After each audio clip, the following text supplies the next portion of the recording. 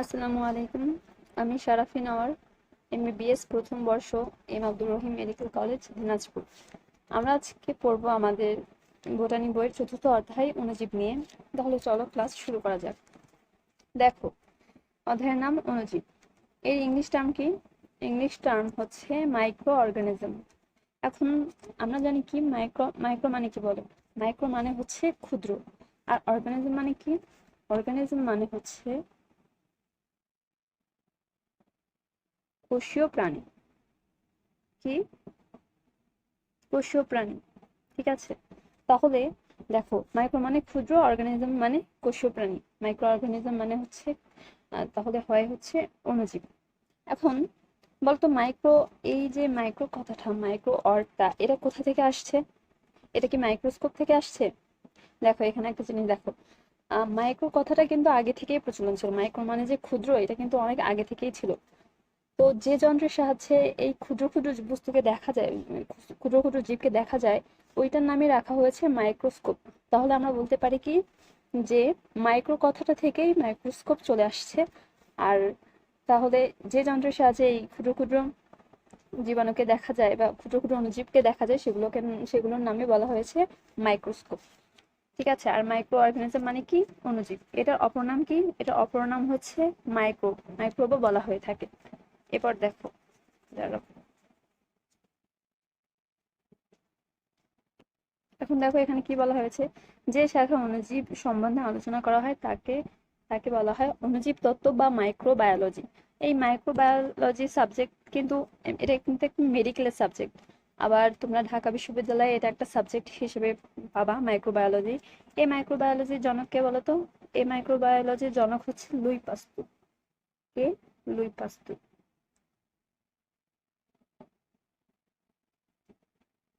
ঠিক আছে, আচ্ছা। এরপরে কি লাইন আছে দেখি। এরপরে দেখো একটা লাইন আছে যে অণুজীবের বিস্তারই হলো ট্রান্সমিশন। ট্রান্সমিশন মানে কি? ট্রান্সমিশন মানে হলো একটা জায়গা থেকে অন্য জায়গায় তথ্য বা ডেটা স্থানান্তর করা বা ব্যাপ্তি ঘটানো। তাহলে অণুজীব যখন সংখ্যা বৃদ্ধি বা বংশবৃদ্ধির মাধ্যমে বিস্তার লাভ করে, এটাকেই বলা হচ্ছে ট্রান্সমিশন। ঠিক আছে, এটা আমরা বুঝলাম। এবার নেক্সট চলো দেখি। এরপর দেখো, আমাদের প্রথমেই এ অধ্যায়ে কোন জিনিস নিয়ে আলোচনা করা হয়েছে, সেটা হলো ভাইরাস। এরপরে আছে ব্যাকটেরিয়া, তারপর ম্যালেরিয়া। এই তিনটা অণুজীব নিয়ে আলোচনা করা হয়েছে। এবার একটা জিনিস খেয়াল করো, দেখো আমরা কি পড়লাম? অধ্যায়ের নাম কি? অণুজীব। এখন অণুজীব বা মাইক্রো অর্গানিজম আমরা পড়েছি। মাইক্রো অর্গানিজম মানে হচ্ছে কোষীয় প্রাণী। দেখো ভাইরাসের এখানে একটা শব্দ দেখো, ভাইরাস হচ্ছে অকোষীয়। দাঁড়াও, এই যে এখানে দেখো, ভাইরাস হচ্ছে অকোষীয়, তার মানে এটা কোষীয় প্রাণী না। তারপরও এটাকে আমাদের অণুজীব চ্যাপ্টারের মধ্যে আনা হয়েছে। কেন বলতো? কারণ ভাইরাসের এই যে এই বৈশিষ্ট্যটা মেলে না, যে অকোষীয় অকোষীয় প্রাণী, অকোষীয় একটা বস্তুকে আম, অণুজীবের মধ্যে, কোষীয় প্রাণীর মধ্যে ঢুকানো হয়েছে, এটা একটু আলাদা হয়ে গেছে।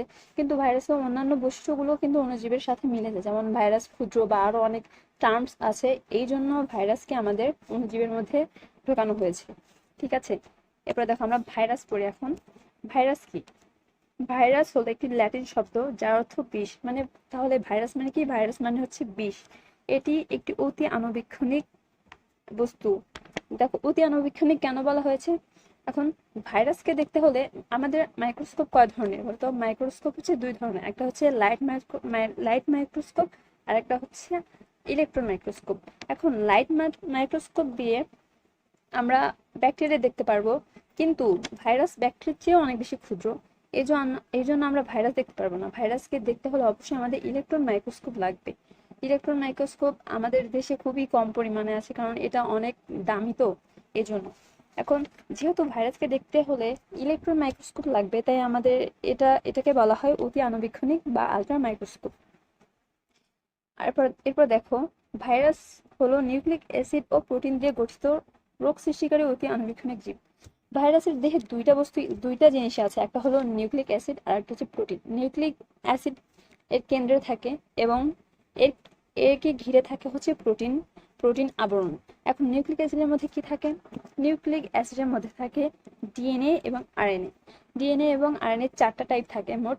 নিউক্লিক অ্যাসিডের মধ্যে যে কোনো একটা টাইপ থাকে, কিন্তু মোট 4টা টাইপ আছে। এটা আমরা পরে দেখছি। এরপরে দেখো আরো কি আছে। এটা হচ্ছে আসল সংখ্যা, এতক্ষণ যা পড়লাম এটা হচ্ছে আসল সংখ্যা। এর মধ্যে থেকে অনেক এমসিকিউ আসে, এখান থেকে এমসিকিউ আসবে, সংজ্ঞা দিলে এখান থেকেই দিবা, এটাই দিবা।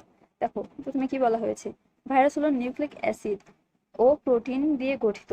নিউক্লিক অ্যাসিড থাকে হচ্ছে কেন্দ্রীয় অংশ, আর প্রোটিনটা আবরণ হিসেবে কাজ করে। এটা কি অকোষীয় প্রাণী। কোনটি অকোষীয়? এটা হবে হচ্ছে ভাইরাস। এরপরে কি, এটি অতি আণুবীক্ষণিক বা আলট্রা মাইক্রোস্কোপিক। এরপরে বাধ্যতামূলক পরজীবী। এখন ভাইরাসকে বাধ্যতামূলক পরজীবী কেন বলা হয়? দেখো, ভাইরাস যদি বাইরে থাকে, কোনো পোষক দেহের বাইরে থাকে, তাহলে সেটা সবসময় নিষ্ক্রিয় অবস্থায় থাকে।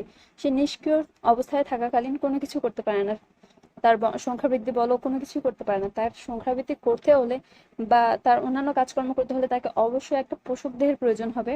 পোষক দেহ বা হোস্ট যাকে বলি, তার ভিতর প্রবেশ করলে সে সক্রিয় হতে পারবে। এই জন্য তাকে বলা হয় বাধ্যতামূলক পরজীবী। বাধ্যতামূলক পরজীবী বস্তু যা জীবদেহের অভ্যন্তরে সক্রিয় হয়ে রোগ সৃষ্টি করে, কিন্তু জীবদেহের বাইরে নিষ্ক্রিয় অবস্থায় থাকে। ঠিক আছে, তো এইটা পড়বা, এটা থেকে এমসিকিউ আসবে। এখানে অনেকগুলো এমসিকিউ আছে কিন্তু, খেয়াল করবা। আচ্ছা, এরপরে যাই আমরা।